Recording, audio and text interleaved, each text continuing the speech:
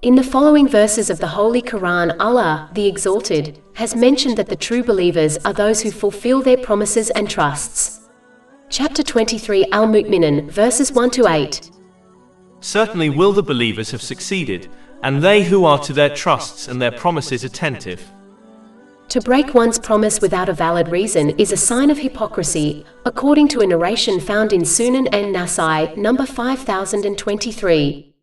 Therefore Muslims must fulfill their promises made with Allah, the Exalted, which is to live in obedience to Him by following in the footsteps of the Holy Prophet Muhammad, peace and blessings be upon him, and fulfill their promises to people.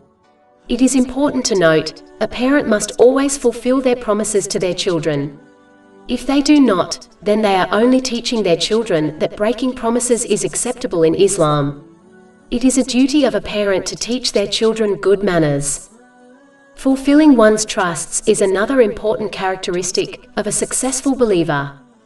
A Muslim should not only take care of a trust given by people, but more importantly, a Muslim should safeguard the trusts given to them by Allah, the Exalted. Every blessing they possess, including their own body and family, are trusts which must be fulfilled.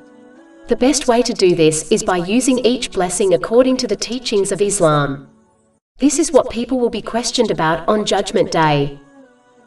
Over 400 free ebooks, audiobooks, infographics, podcasts and blogs available on our website, www.shakepod.com.